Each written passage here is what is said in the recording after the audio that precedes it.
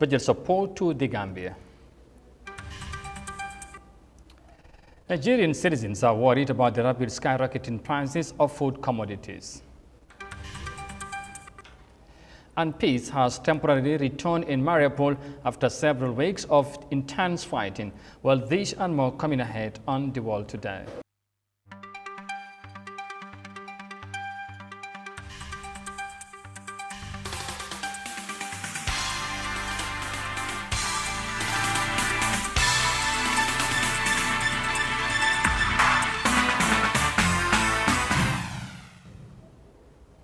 Hello, this is Eyeafrica TV and you are watching the World Today News Bulletin. Many thanks for joining us. I am Amadou Kante and now the news in detail. Now, the Minister of Finance and the World Bank on Thursday signed a budget support operation for $20 million for the Gambia. The support is World Bank's endorsement of the Gambia's government's efforts in trying to strengthen its institutions, macroeconomic performance and its commitment to responding to the needs of the vulnerable people in the country. Moses Imendi has more of that in this report. Gambia's economy has been affected by the global COVID-19 pandemic, which disrupted trade, while the tourist sector, which is key to the country's economy, suffered blow due to a fall in tourism. This resulted in a severe decline in income and a surge of food prices in the country. The World Bank's new budget support operation that has been under preparation in the last 2 years will focus on helping the Gambia through the economic recovery process in the aftermath of the pandemic. Nathan Mbelete is the Director of Operations at the World Bank. We hope that this is just the beginning of a continued set of ambitious and important reforms to, number one, ensure continued strong macroeconomic management on the part of the government, in addition to continuing the focus on reforms in the institutions, in the mechanisms that are put in place to support economic recovery. Rising unemployment rate in the Gambia has been a cause for concern as working age of the young population continue to increase. Mr. Belete hopes that this move will benefit the Gambian people as he reaffirmed the bank's commitment to working with the country. Sidi M. Keita, Minister of Finance and Economic Affairs, described the approval of the $20 million as an extraordinary amount of goodwill from the bank, observing that the approval is a demonstration of an excellent relationship between the World Bank and the Gambia. He said the support is part of a series of projects that the World Bank has embarked on in the country's development agenda. This is one of the series of projects that the bank has embarked on in our national development agenda. And over the past few years, the country portfolio with the World Bank has been growing steadily. And as we speak today, we have a total commitment of 442 million, of which 300 is for national projects and 125 is for regional projects. The disbursement rates of this at the portfolio level stand at 32.8, and we look forward to working with the bank and the team in country to enhance this. The agreement of the $20 million signed today is the second phase of the development budget support. In the first phase, $30 million was disbursed to the Gambia. Mr. Keita explained that the money will consolidate gains made in the support of enterprises, financial viability, service delivery of the major state-owned enterprises, and the fiscal management of the country. He speaks about the new pressure on the country's economic sector. After being hit by COVID-19, we just witnessed the impact of the Russia-Ukraine war, and this has put on new pressures on the country. However, we are sure that we will continue the partnership, and the World Bank will be a partner to stand with us in weathering this crisis. According to Mr. Keita, development can be realized only with the disbursement of approved projects. He therefore hopes that the partnership of the bank and the Gambia remains strong in the interest of both parties. Moses Mendy, Eyeafrica News. Next to Nigeria we go, because the surge in prices of food commodities in the country increases over 16% in April, leaving citizens worried about the situation. Businesses are also being hit by the prevailing circumstances, largely attributed due to the impact of the Ukrainian conflict. However, some economists believe the exchange rate prices contributed to the current inflation in Nigeria. Let's have more details of that in this report. Mother of two, Adedoyin Bello, is in the market in Abuja, Nigeria's capital. She's looking to restock her food pantry and household essentials. But Adedoyin's budget is short, as prices have risen since her last shopping a month back. She's contemplating what to leave out of her shopping list in order to manage resources. The increment of the things now has actually affected me in so many ways for my children. And at times the milk they consume in a month, like that, the one they are selling 1.5 now, before it was 1,000 or 1,200, now it's 1,500, and in a month my children use 2 or 3 of it. So we are just trying to manage. Things are not any easier for traders like David Kenneth. The surging food prices have affected patronage. Before, a bag of rice is being sold at the rate of 15,000 naira, but now it is 33,000 naira. So the price rate is very difficult. It's high now, and the customers, like, we don't have customers again, and it is making the sales to be bad. Nigeria's inflation figure rose to 16.82% in April of 2022. That's 0.9 points increase from the 15.29% recorded in March. This latest surge has exceeded the International Monetary Fund's projection, which pegged Nigeria's 2022 inflation at 16.1%. Economic watchers say Nigeria's current inflation is not isolated from global inflation, an impact of the Ukraine-Russian crisis. Every other country of the world is experiencing inflation, especially even Western world and very developed economies are experiencing inflation right now. The obvious reasons are there. The fact that the war between Russia and Ukraine has actually changed and tumbled all the prices. For us in Nigeria, we were already swimming in inflation before the real cause of inflation came up. You know that in Nigeria, we had our problems of insecurity, which actually did not allow our farmers to go into their farms. Experts projected that the exchange rate crisis also contributed to Nigeria's inflation. Its impact on citizens include dwindling standard of living, growing unemployment rate, and low productivity. Among other things, economic watchers say Nigeria would have to boost local production in order to reduce import dependence and gradually reduce inflationary pressures.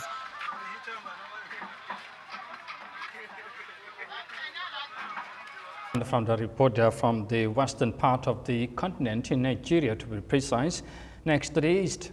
Now, as part of the regional tax reform program seeking to bolster intra-regional trade, the East Africa Committee Secretariat has approved a 35% duty on importing finished goods. Now, this deal was reached after an in-depth analysis by the Secretariat so that the region will achieve the greatest economic benefits if the maximum common external tariff on imported finished products is set by a rate of 35% instead of 30 or 33%. The application of common tariff in the region could minimize the smuggling of goods in countries. Here's more details of that in this report. An in-depth analysis by the East African Community Secretariat showed that the region will achieve the greatest economic benefits if the maximum common external tariff on imported finished products is set at a rate of 35%. The Secretariat's recommendation is a landmark development in stopping a protracted controversy over implementation of the four-band revised common tariff in which member states have been holding divergent views on whether the rates on the 462 tariff lines should be fixed at 30%, 33% or 35%. Under a maximum common external tariff rate of 35%, partner states stand to benefit most through increased revenue generation by 5.5%, and employment generation is expected to increase by 0.03 percentage points.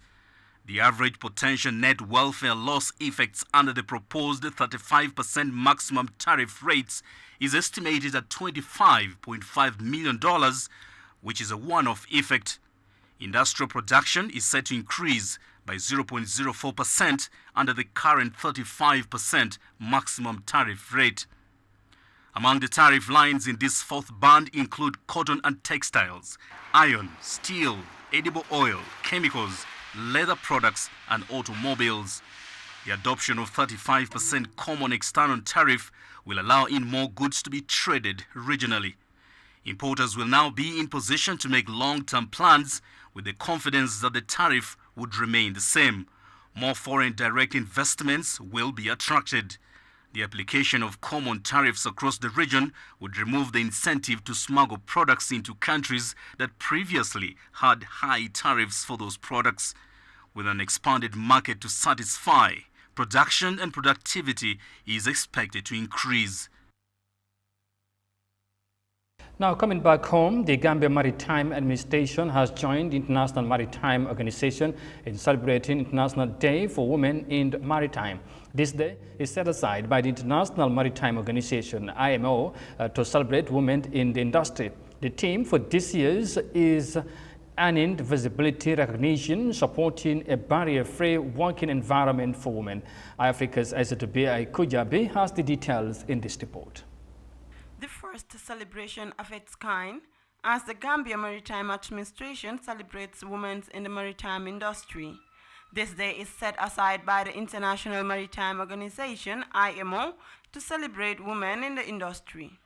Binta Jallow Cisse, Director of Finance of Gambia Maritime Administration, in her statement celebrated Gambian women in maritime industry. This celebration should also address skills development for women in the maritime sector.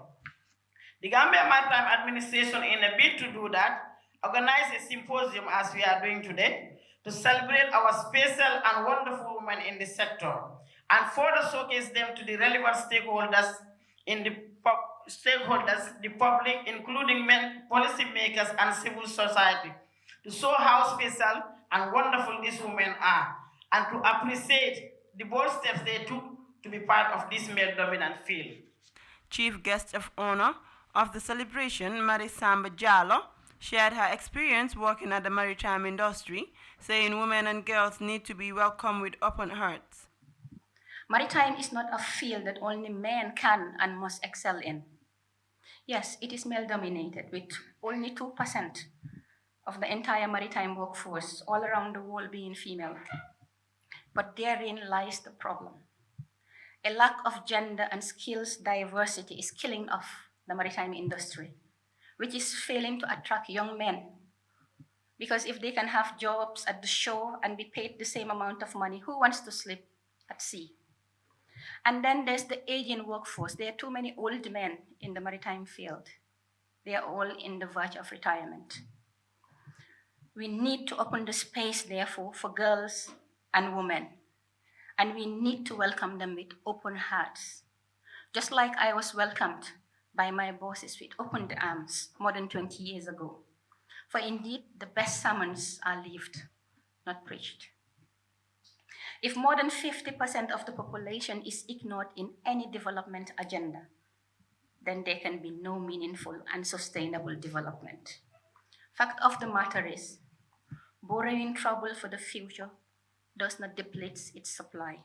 The problem will still be there. So let's do right by women and increase the female maritime workforce. Women like me have proven that we can do it, that maritime is not rocket science. Even rocket science have great rocket scientists, who are women, by the way. My point is, there are many more women and girls who can do far better than me. Osman Toure, Deputy Director General of the Gambia Maritime Administration, said They will continue to put women empowerment at the forefront of their operation. We have our billing and administrative managers who are also women. GMA will continue to put women empowerment at the forefront of our agenda, and this is not just a pledge, it is indeed a matter of policy for the administration. The board, as well as the Director General, support women empowerment and GMA. International Day for Women in Maritime was established in 2021 to celebrate women in the industry, and is intended to promote the recruitment and sustain employment of women in the maritime sector, raise the profile of women in maritime, strengthen IMO's commitment to the United Nations Sustainable Development Goal 5 Agenda Equality, and support work to address the current gender imbalance in maritime. It is celebrated annually on the 18th of May.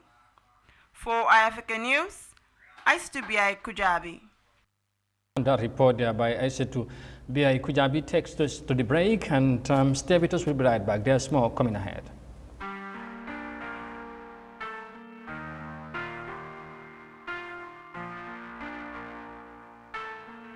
Tough Africa Global is the first and biggest private real estate developer in the Gambia, with a presence in 7 other African countries. We are launching the development of the first smart and most modern office and retail towers in the Gambia, called Tough Twins, located in the heart of the Kanifing institutional area and 10 minutes drive from Banjul. Tough Twins is designed to have 5 floors of office spaces ranging from 50 meters square to over 1,000 meters square, 2 elevators, central air conditioning, 24-hour electricity and water supply, with the ground floor reserved for banking, supermarket, restaurant and coffee shops. For your bookings and reservations, please call now on 376-2333 or 776-2333.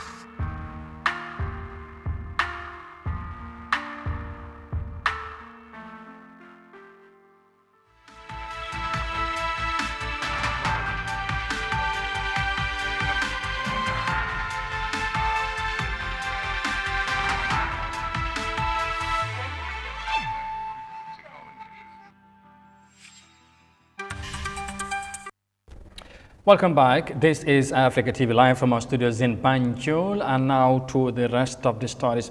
Now, United Nations Goodwill Ambassador and actress Sabrina Duere Ibla has recently visited Kenya to draw attention to the increasing threat that climate change, COVID-19 and the Ukraine war are having on small-scale farmers' productivity and livelihood in Africa.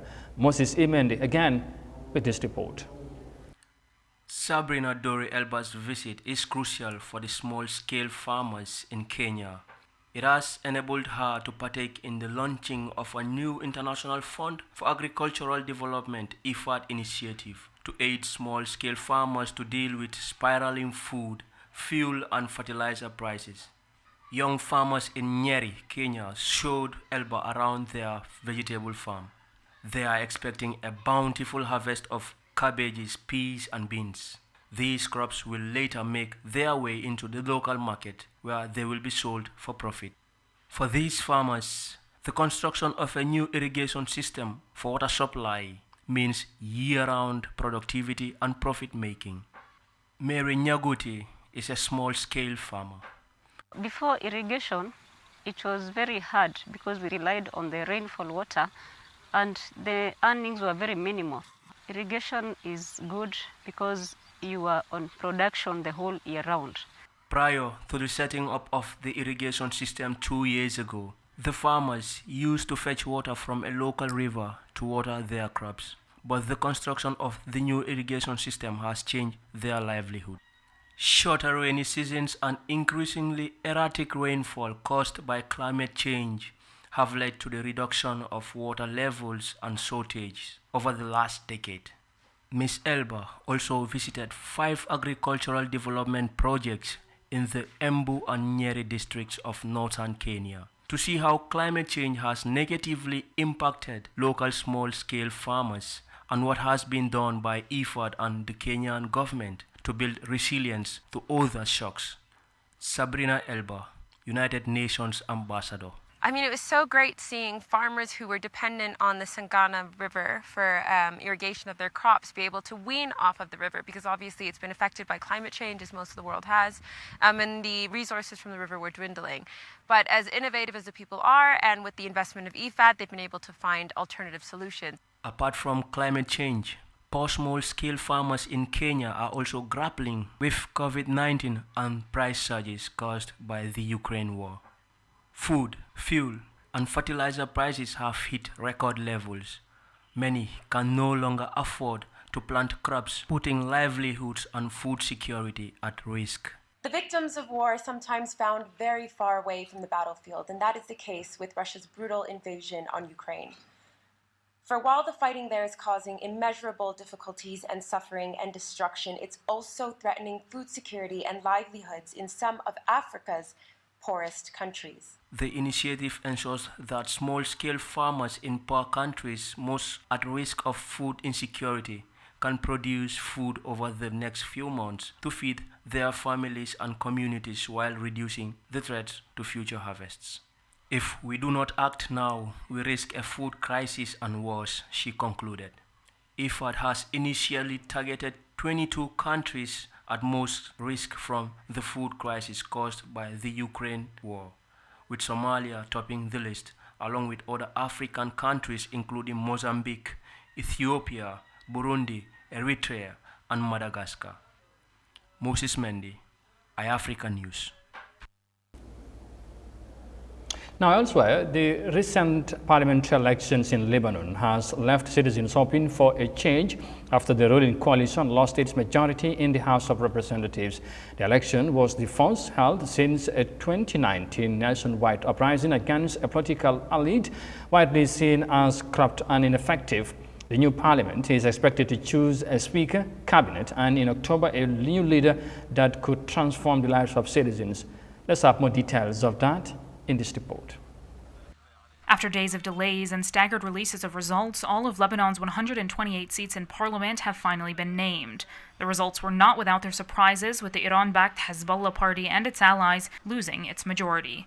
Hezbollah and Amal, the dominant Shia parties in the country, themselves did not lose any seats, but lost important seats when allies failed to win over their electorates in key districts. Gaining in this year's elections, however, was the right-wing Lebanese Forces, now the largest Christian bloc in parliament, formerly a title that belonged to the Free Patriotic Movement.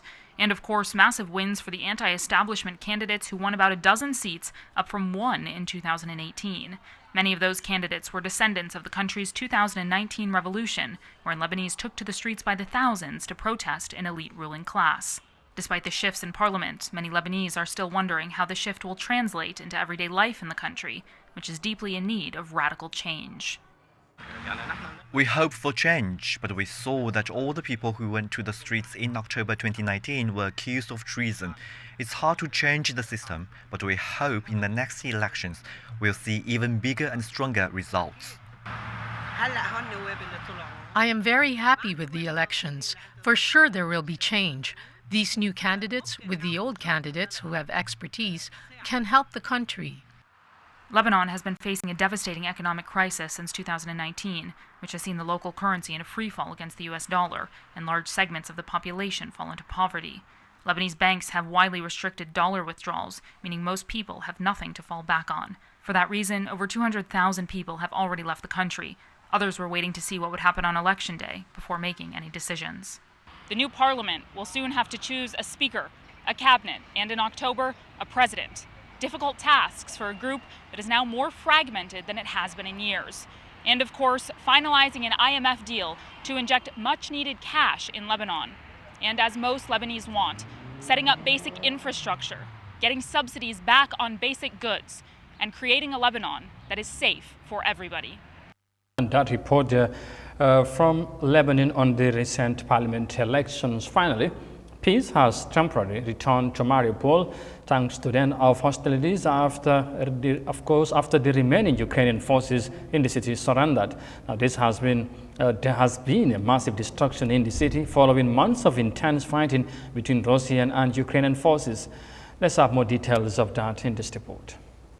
For the first time after 2 months of heavy battles and heavy fighting, sounds in Mariupol are sounds of just cars, birds, it's peace and quiet.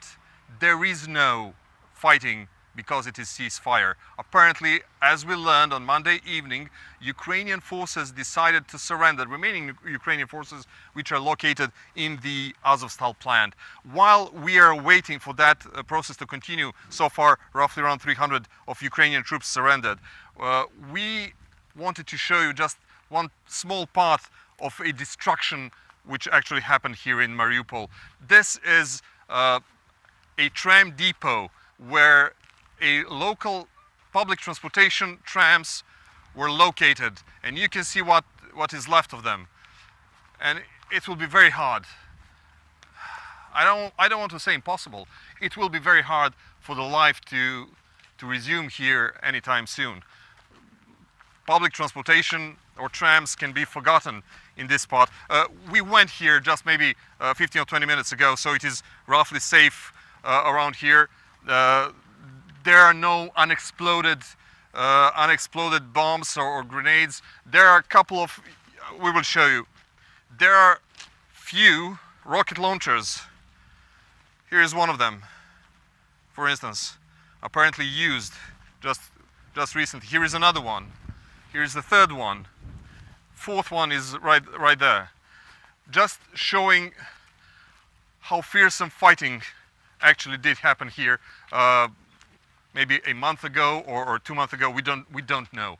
We just see the level of destruction, which is unprecedented. But yet, as you can see, I'm not wearing any flight jacket, meaning I am not wearing any body armor. I'm not wearing any helmet, because for the first time in over 80 days maybe, it is some kind of peace here in Mariupol.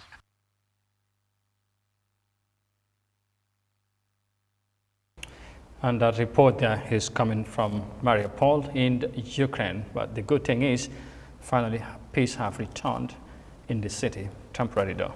And with that report, we eventually bring this news edition to an end. But for more details on this and other stories, as always, as ever, you can visit on our website on Eyeafrica.tv. But for now, many thanks for the pleasure of your company. Thanks for watching, and do have a pleasant evening. Bye for now.